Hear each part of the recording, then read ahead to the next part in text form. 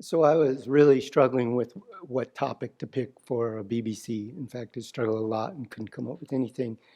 And I thought about the topics that have been coming up in my studies recently. Like we've been studying afflictions a lot on Friday nights and conscientiousness on Thursday mornings. And in Jeffrey's class, it's mostly the relationship between dependent arising and emptiness. And in the Vinaya class and my own studies, I'm studying Vinaya a bit on my own.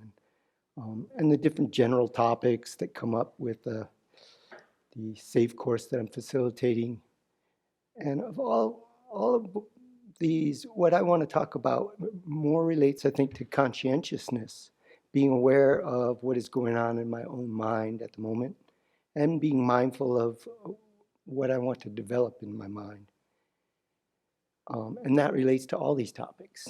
That's why I mentioned them all. Being conscientious of what I have studied and meditated on. So when I offer service, I'm trying, as we're taught, to focus on the task at hand and also be aware of the mind and what's going on with the mind. So as I deal with the external situations, internally I work on acceptance, contentment, and equanimity towards the situations.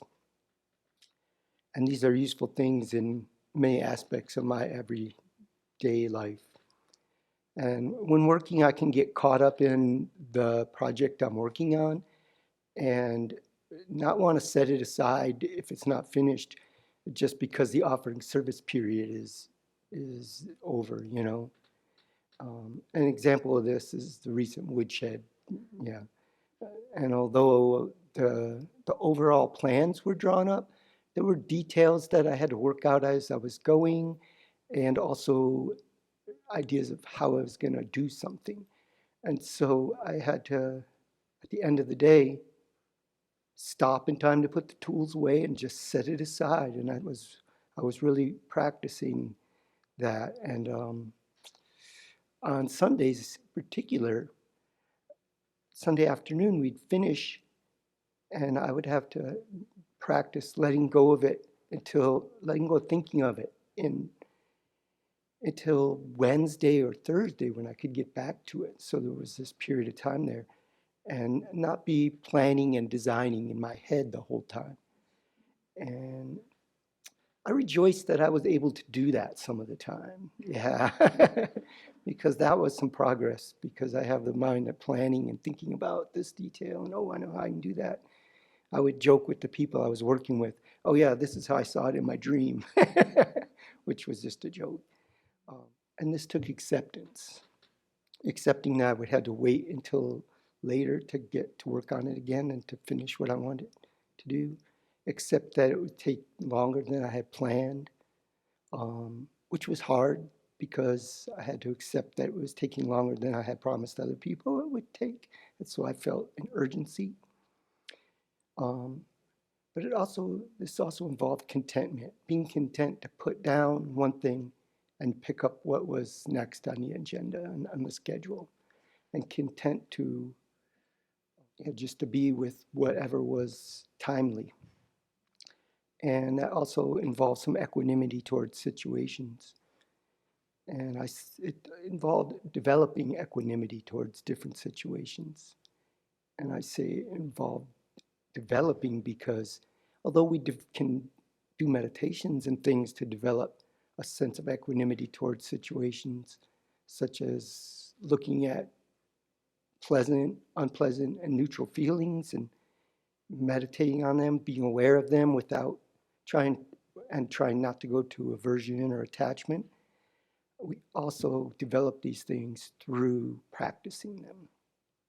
And another example of developing acceptance has been dealing with my physical body.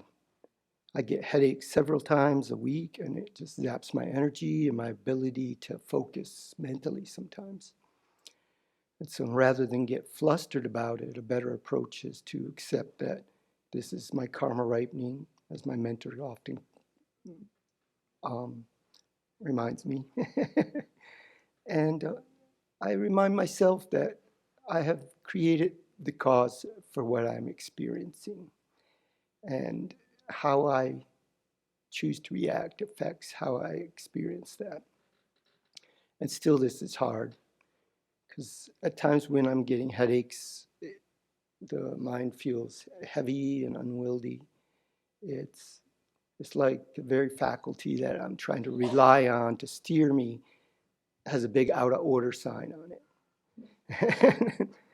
And so then I have to rely on having habituated myself towards some level of staying calm and peaceful and kind, and really going to more of dealing with an attitude when my mental faculties aren't working so great. And this reminds me of something Jeffrey said about being fogged out on Lyme's disease when he was sick. He said something along the lines of, at least I can avoid being a jerk, at least I can be kind. And I really appreciated those comments. So all the study and reflection and meditative practice we do is for the purpose of developing our mind. Not just the intellectual understanding, but developing beneficial habits of the mind, beneficial attitudes. And we are so fortunate to have so many teachings, but if we don't use them to develop the mind, then even though we're flooded with Dharma, it is like rain running off a metal roof.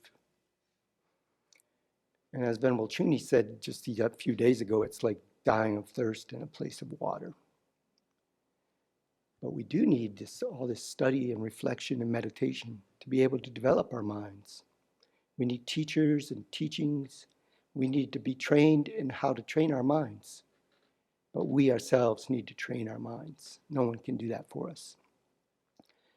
And I've been doing meditations on the nature of the mind a bit lately, just calmly watching the mind and investigating it, that and some calm abiding.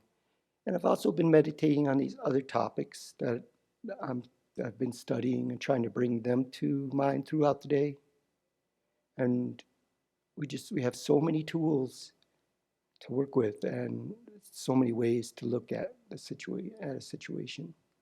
And my personal experience is that working with the mind can be very slow progress, but even a little bit of progress makes a big difference in how I feel and how my day goes, how I interact with people.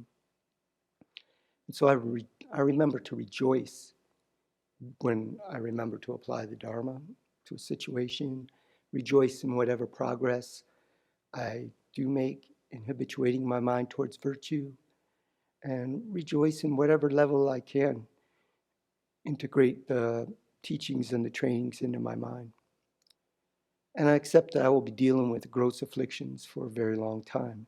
I rejoice that I have all these tools to work with this. And I think this rejoicing is a very important thing, is why I mention it, because this helps to produce a mind that is conducive to further progress. Where if we beat ourselves up for our mistakes, that's going away from a mind that will produce further progress. It's not a happy mind. It doesn't draw us to the Dharma. And of course, I always try to remember bodhicitta and be guided by it for the benefit of all sentient beings.